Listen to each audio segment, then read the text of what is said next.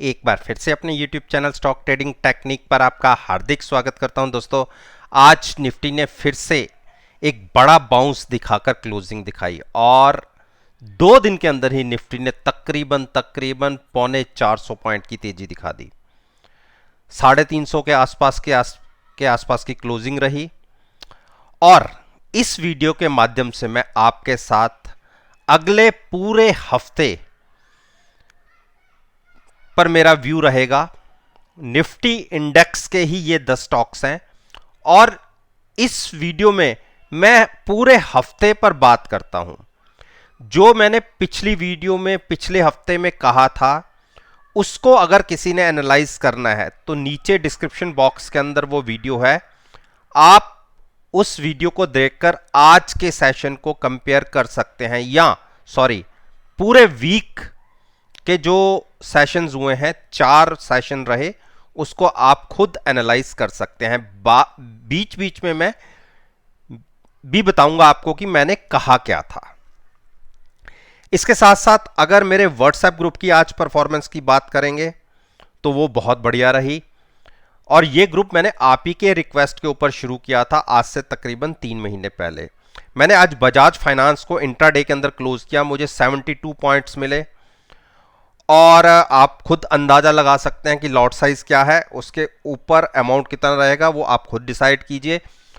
Godrej consumer product intraday के अंदर मुझे 19 रुपए का प्रॉफिट रहा। 1000 का लॉट साइज है, आप 19,000 मान सकते हैं। टाटा मोटर्स को मैंने शॉर्ट करके ट्रेड किया है और नेकेड पोजीशन नहीं है, कॉल बाय किया और फ्यूचर सेल किया है। 3 से 4 रुपए अभी प्रॉफिट में हूं। आइशर मोटर और एस्कॉर्ट्स का मैंने एक पेयर ट्रेड बनाया था आज से 2 दिन पहले और दोनों ही स्टॉक्स ने मेरे हिसाब से एक मूवमेंट दिखाई। आइशर ने गिरावट दिखाई जहां पर मैंने शॉर्ट किया था और एस्कॉर्ट्स को मैंने बाय करके ट्रेड लिया था, उसमें मुझे बढ़त दिखी और उसमें मुझे गिरावट दिखी और जो प्रॉफिट रहा वो 12,000 के आसपास का रहा। अल्ट्राटेक सीमेंट के अंदर ज्यादा प्रॉफिट तो नहीं मिला, केवल 27 पॉइंट हमने लिए और हमने ट्रेड को क्लोज कर दिया, उसमें 2700 रुपए का प्रॉफिट रहा। HDFC को मैंने क्लोज किया 41 रुपए के प्रॉफिट के साथ। यह ट्रेड मैंने 2-3 दिन पहले लिया था, 2770 पे बाय किया था और एग्जिट किया तकरीबन 2811 के आसपास। तो ओवरऑल बहुत अच्छा परफॉर्मेंस रही। मोर देन 45 तो 50,000 का हमारा प्रॉफिट रहा 7 से 8 ट्रेड के अंदर। और अगर किसी ने मेरे साथ मेरे इस ग्रुप को ज्वाइन करना है तो जिसके लिए मैं आपको 1 हफ्ते की विंडो बिल्कुल फ्री ऑफ कॉस्ट दूंगा।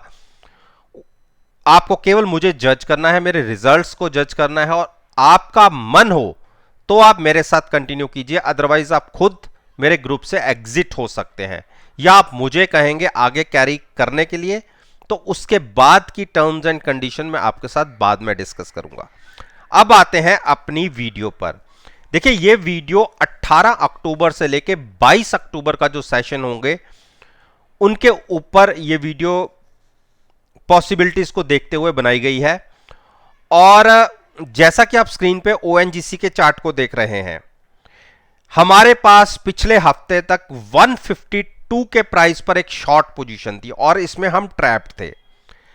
और आप सभी जानते हैं कि ये वीक छोटा वीक था, इसमें केवल 4 ट्रेडिंग सेशन रहे और जब ये कैंडल बनी मैंने वीडियो पोस्ट की थी और अगले हफ्ते हमने डिसाइड किया था कि अगर स्टॉक गिरावट में 120 और 130 के बीच में मिलेगा तो लॉन्ग करेंगे जिन्होंने नया ट्रेड लेना है, जबकि हमारे पास एक शॉर्ट ट्रेड बना हुआ था और जो सबसे कम क्लोजिंग रही वो रही 159 की 0.60 की। तो हमें बाई का ट्रेड नहीं मिल पाया, शॉर्ट का भी हम कंटिन्यू करेंगे। अगर एक बार स्टॉक 158 क्रॉस होके क्लोजिंग दिखाता है तो जो शॉर्ट करने के इच्छुक हैं वो एट द मनी 158 के आसपास की कॉल बाय करके शॉर्ट पोजीशन ले सकते हैं 150 के टारगेट के लिए। देखिए नेकेड पोजीशन नहीं लेनी, हैजिंग के साथ पोजीशन लेनी है शॉर्ट साइड पर, वो भी वो लोग जो शॉर्ट में कंफर्टेबल हैं, और अपनी पोजीशन को रिवर्स कर लीजिएगा अगर 150 का टारगेट दिख जाता है। उस केस में जो मेरी 152 की पोजीशन है, मैं भी उससे एग्जिट करके वहां से एक रिवर्स पोजीशन बनाऊंगा लॉन्ग साइड के लिए। बाइंग प्राइस रहेगा 150 के आसपास का, जिसको लॉन्ग जाना है। सन फार्मा, देखिए सन फार्मा में हमारे पास कोई पोजीशन नहीं थी। पिछली बार हम अच्छा प्रॉफिट लेके 4 ट्रेड थे हमारे, एग्जिट हो गए थे। उसके बाद हमने डिसाइड किया था कि स्टॉक 795 या और वीकनेस गहराती है तो 775 इनके आसपास या इनके बीच में मिलेगा तो हम लॉन्ग पोजीशन लेंगे। अब आप आते हैं 4 कैंडल पीछे, देखिए 1 2 3 4, एक कैंडल एक दिन को रिप्रेजेंट करती है और इस हफ्ते में केवल 4 ट्रेडिंग डे थे।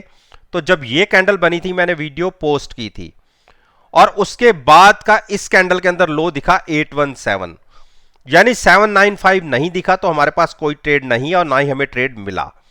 अभी हमें वेट करना है गिरावट का। देखिए स्टॉक 825 पर पहली बड़ी सपोर्ट है। पहली सपोर्ट पर हम कभी जब कोई गिरावट कंटिन्यू होती है तो हम कभी भी अपनी पहली सपोर्ट पर बाय नहीं करते। हमारा टारगेट होता है दूसरा जो बड़ी सपोर्ट है या उसके नीचे, अगर गिरावट पे मिलता है तो वहां में बाय करना है। 825 पर नहीं बाय करेंगे, गिरावट 810 तक आती है तो वहां पर एक बार लॉन्ग करने की सोचेंगे, वो भी हैजिंग के साथ। अब आते हैं HDFC लाइफ। देखिए 715 पर हमारे पास पोजीशन लॉन्ग साइड पर बनी हुई थी, और जैसे ही इसने एक अपनी बड़ी सपोर्ट को ब्रेक किया 715, एक बेरिश ट्रेंड कंटिन्यू हो गया। और नए वीक में हमने डिसाइड किया था कि हमें क्या करना है, जहां तो 715 के नीचे जाए तो बाय करेंगे या 735 के ऊपर क्लोजिंग मिले तो बाय करेंगे। देखिए 735 के नीचे, सॉरी 715 के नीचे, 715 की तो यही 1 2 3 4 मैंने यहां पर वीडियो पोस्ट की थी इस कैंडल पर, और देखिए 715 हमें कहां मिला, अगले ही दिन 715 मिल गया। तो हमारे पास अब 715 के 2 ट्रेड लॉन्ग साइड पर हैं, और इनके साथ साथ हमारे पास पुट भी बाय है। फ्यूचर्स में लॉन्ग ट्रेड लिया हुआ है, पुट बाय है। एक बार स्टॉक 715 क्रॉस करेगा तो 726 और 740 के टारगेट्स दिखेंगे। देखिए अब बेरिश मोड में ये स्टॉक चल रहा है, हो सकता है कि गिरावट और गहरा जाए। तो अब जो बड़ी सपोर्ट मुझे दिखती है वो 670 की है।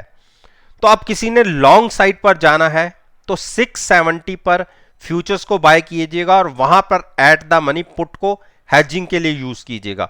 उससे पहले लॉन्ग नहीं लीजिएगा, या क्लोजिंग बेसिस पे 720 क्रॉस हो, क्लोजिंग मिले तो आप लॉन्ग कीजिएगा। एनटीपीसी में हमारी ऑलरेडी एक शॉर्ट पोजीशन थी और वो थी 132 के प्राइस पर, और चिंता इसलिए हमें ज्यादा नहीं है क्योंकि हमारे पास कॉल भी बाय है, तो इतना कोई बहुत बड़ा लॉस नहीं आ रहा। हां प्रीमियम का लॉस जरूर है जो हमने ऑप्शन बाय की है और फ्यूचर्स हमने शॉर्ट किया हुआ है। तो पिछले हफ्ते हमने डिसाइड किया था कि अगर स्टॉक 125 और 133 के बीच में मिलेगा तो हम लॉन्ग करेंगे। तो जो 1 2 3 4 यहां पर हमने वीडियो पोस्ट की थी, अगले दिन खुला जरूर नीचे 140 पर, लेकिन 130 का प्राइस 33 का प्राइस हमें नहीं देखा, तो नया ट्रेड तो हमें मिला नहीं।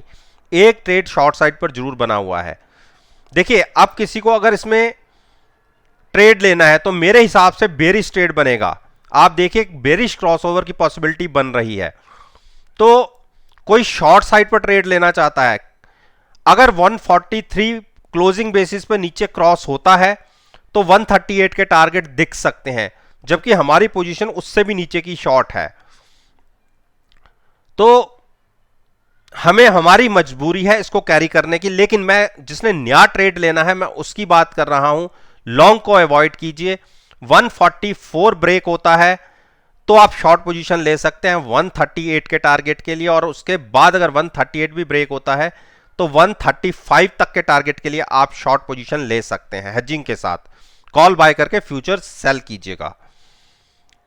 LNT, देखिए LNT में पिछले हफ्ते तक 1 2 3 4 यहां पर मैंने वीडियो पोस्ट की थी, यहां तक हमारे पास दो पोजीशन थी। एक पोजीशन हमारी 1700 के प्राइस पर थी, एक थी 1710। लॉन्ग पोजीशन दो थी, और क्योंकि क्लोजिंग अच्छी आई थी मैंने ये कहा था कि अगर कोई लॉन्ग ट्रेड करना चाहता है तो 1730 के आसपास की पुट बाय करके फ्यूचर्स को लॉन्ग कर सकते हैं। और आप देखिए यहां पर अगर आपने ट्रेड लिया होता, एक बार गिरावट जरूर दिखी थी, और उसके बाद देखिए अगले 3 दिन हमने 1800 से ऊपर के टारगेट अचीव कर दिए। तो हम इस स्टॉक से एग्जिट हो चुके हैं, ट्रेड मिला भी और हम एग्जिट भी हो गए। जो मेरी दो ट्रेड 1700 और 1710 के थे उसको मैंने 1760 के आसपास एग्जिट लिया, और जो हमने 1730 की पुट 30 के आसपास की पुट बाय करके फ्यूचर्स को लॉन्ग किया था वो हमने आज के सेशन के अंदर 1790 पर क्रॉस किया। क्योंकि जब पुट बाय करके हम ट्रेड लेते हैं तो प्रॉफिट्स उस हिसाब से नहीं होते, तो इसलिए थोड़ा एक्स्ट्रा वेट करना पड़ता है। तो अब हमारे पास इसकी कोई पोजीशन नहीं है। नेक्स्ट वीक के लिए हमारी कोशिश होगी गिरावट में स्टॉक 1740 या 1725 के आसपास मिलेगा तो हम लॉन्ग करेंगे, या ओवरबॉट होगा तो शॉर्ट करने की सोचेंगे। अभी दोनों ही कंडीशन में दिखती नहीं है, थोड़ा वेट हमें करना पड़ेगा। HCL टेक, देखिए HCL टेक में हमारे पास दो पोजीशन थी 1260 और 1300, ये लॉन्ग पोजीशन थी। अब 1 2 3 4 कैंडल पीछे आते हैं, और यहां पर मैंने ये वीडियो पोस्ट की थी, इसमें मेरे पास यहां तक दो पोजीशन थी 1260 और 1300। 1280 के एवरेज के ऊपर हमारे पास ये ट्रेड्स थे, और मैंने डिसाइड किया था कि अगर 1270 स्क्रीन के ऊपर दिखता है तो उसके नीचे मुझे मंदी दिखती है।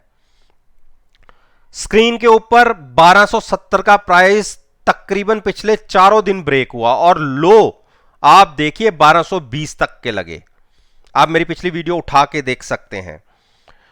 और यह भी साथ में मैंने कहा था कि जब तक स्टॉक 1300 के ऊपर है मुझे मंदी नहीं लगती, लेकिन 1270 के नीचे क्लोजिंग पर एक अच्छी बड़ी मंदी लगती है स्टॉक में, और ऐसा देखने को मिला भी।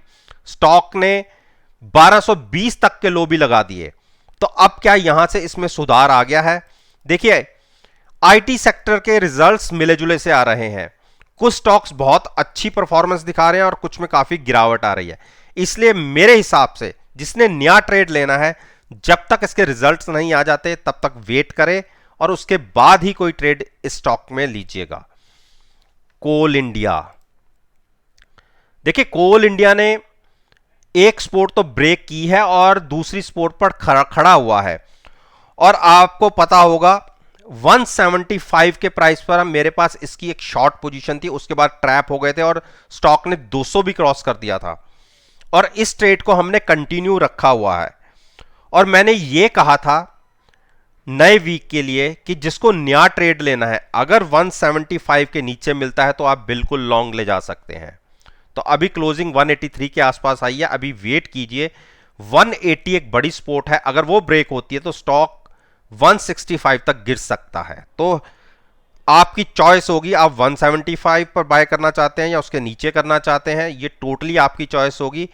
और फ्यूचर्स को अगर लॉन्ग करेंगे तो साथ में हेज जरूर रखिएगा अपनी पोजीशन, पुट को जरूर बाय कीजिएगा, जिससे आपका रिस्क मिनिमाइज हो जाएगा और एक लिमिटेड रिस्क के साथ मैक्सिमम रिवॉर्ड की स्ट्रेटजी के साथ आप ट्रेड में बने रह सकते हैं। और पूरे महीने अगर आप स्टॉप लॉस के साथ ट्रेड करेंगे तो आप सभी जानते हैं मार्केट में दोनों तरफ की मूवमेंट्स आती हैं, आपका 90% स्टॉप लॉस हिट होता है, और जहां स्टॉप लॉस हिट हुआ आपका लॉस बुक और आप ट्रेड से बाहर। अब बात करते हैं बीपीसीएल। देखिए बीपीसीएल में पिछले हफ्ते तक हमारे पास दो पोजीशन थी, एक 425 और एक 445 की। और मैंने क्या डिसाइड किया था, मैंने डिसाइड किया था कि अगर 455 के आसपास ये स्टॉक दिखता है तो मैं इसमें अपना प्रॉफिट बुक करूंगा। तो क्योंकि हमारी एवरेज 35 के आसपास की थी और 55 20 पॉइंट्स हमें अगर डबल क्वांटिटी में मिल जाते हैं तो ह्यूज प्रॉफिट था हमारा। तो वो ट्रेड हमें कब देखने को मिला, आप देखिए 1 2 3 4 यहां पर मैंने वीडियो पोस्ट की और अगले ही दिन हमें 455 का प्राइस मिल गया और हम एग्जिट हो गए। इसके साथ साथ नए पोजीशन जिन्होंने लेनी थी उन्होंने ये कहा था कि अगर 450 के ऊपर दिखती है क्लोजिंग तो आप 450 के आसपास की पुट बाय करके फ्यूचर्स लॉन्ग कर सकते हैं। और देखिए वो लोग जिन्होंने ट्रेड लिया है वो भी आज अच्छे प्रॉफिट में बैठे हुए हैं। मेरा यह मानना है कि यह स्टॉक मुझे 470 तक इजीली दिखता है। मैं ये नहीं कह रहा कि आप मेरी बात मानिए और केवल 470 तक रुके रहिए। आपको जहां पर प्रॉफिट बुक करना है वो आप करिए। आप आज के दिन में अच्छे प्रॉफिट में बैठे हुए हैं। मेरे हिसाब से 465 के आसपास आपको एग्जिट कर लेना चाहिए और उसके बाद वेट करना चाहिए गिरावट का। अगर 450 और 435 के बीच में मिलता है तो फिर से लॉन्ग कीजिए। एशियन पेंट, देखिए एशियन पेंट्स में हमारे पास कोई पोजीशन एक पोजीशन थी लॉन्ग साइड पर 3250 पर हमने पोजीशन लॉन्ग बनाई हुई थी। और नए ट्रेड के लिए मैंने क्या कहा था कि अगर 3330 के ऊपर हमें ट्रेडिंग मिलती है तो आप पुट बाय करके फ्यूचर्स को लॉन्ग कर सकते हैं। टारगेट होगा 3400 का। देखिए 1 2 3, मैं थोड़ा बड़ा कर देता हूं, 1 2 3 4 ये कैंडल्स इस वीक की हैं। यहां पर मैंने वीडियो पोस्ट की थी और वहां पर क्लोजिंग मिली थी हमें 3300 की। मैंने ये कहा था कि 3330 के ऊपर अगर हम जाते हैं और क्लोजिंग हमें मिलती है तो आप पुट बाय करके फ्यूचर्स को लॉन्ग कर सकते हैं 3400 के टारगेट के लिए। आप देखिए यहां पर हमें क्लोजिंग कहां मिली 3300 के ऊपर, ना यहां मिली ना यहां मिली। हां इंट्राडे में निकले जरूर और इसमें हम एक बड़े लेवल पे ऊपर हम 3350 तक गए लेकिन क्लोजिंग नहीं मिली। क्लोजिंग फिर से नीचे मिली 3320 पर और इसमें तो आज के सेशन में तो क्लोजिंग और नीचे क्या आई है 3300 की। तो यानी क्लोजिंग बेसिस पर हमें क्लोजिंग 3330 के ऊपर नहीं मिली तो इसलिए नया ट्रेड हमने नहीं लिया। एक ट्रेड जो है 3250 का वो अभी भी हम कैरी कर रहे हैं। अब आते हैं जिन्होंने इस हफ्ते कोई ट्रेड लेना है। देखिए स्पोर्ट तो बहुत बड़ी है 3290 की, लेकिन जैसे 2 दिन की क्लोजिंग दिख रही है और इंटरनेशनल मार्केट में क्रूड के प्राइसेस बढ़ रहे हैं उस हिसाब से इस पे थोड़ा दबाव रहेगा क्योंकि पेंट्स के काम के अंदर ऑयल प्रोडक्ट्स का बहुत बड़ा हाथ है, बहुत कंजम्पशन है, तो इनके मार्जिन्स पर फर्क आता है। और अगर मार्केट में रेट और बढ़े तो हो सकता है कि एक बार स्टॉक आपको फिर से 3250 की तरफ दिख जाए, तो फिर 3220 के ऊपर जब तक है आप लॉन्ग कर सकते हैं किसी भी डिप पर। और ऊपर की तरफ वही प्राइस रहेगा 3330 के ऊपर क्लोजिंग मिल जाती है तो बिल्कुल आप लॉन्ग ले जाइए। फिर से 3400 3500 के टारगेट देखने को मिलेंगे उस केस में। अब बात करते हैं हम अदानी पोर्ट की। देखिए अदानी पोर्ट ने क्या जबरदस्त आज के दिन में एक रन अप दिखाया है और जबकि मैंने बिल्कुल मना किया हुआ था।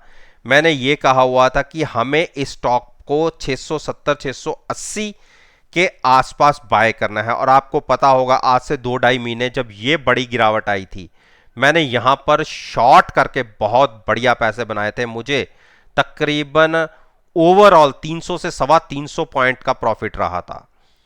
तो अभी ओवरबॉट तो नहीं है कि हम शॉर्ट करें। जब ओवरबॉट होगा, जैसे यहां पे था मैंने शॉर्ट ट्रेड लिया था और यहां पे जब ओवरबॉट होगा तो इसको भी शॉर्ट करेंगे। उसके लिए अभी हमें वेट करना होगा, या जो मैंने डिसाइड किया हुआ था 670 और 680 के बीच में मिलेगा तो वहां पर लॉन्ग करूंगा। तो अभी दोनों ही सिचुएशन नहीं है, तो इसलिए हमें इंतजार करना होगा। तो दोस्तों, ये मैंने निफ्टी इंडेक्स के 10 स्टॉक्स के ऊपर अपना ओपिनियन आपके साथ शेयर किया है, और इस वीडियो के माध्यम से मैंने निफ्टी इंडेक्स के 10 स्टॉक्स के ऊपर अपना ओपिनियन आपके साथ शेयर किया है। और ये जो वीडियो है मेरी वीकली बेसिस पर है, जो वीक 18 से 22 अक्टूबर का रहा होगा उससे रिलेटेड वीडियो है। और एक हफ्ते के बाद मैं फिर आपके साथ मिलूंगा, आपके सामने आऊंगा अपने रिजल्ट्स को एनालाइज करने के लिए और अगले हफ्ते की बारे में बात करने के लिए।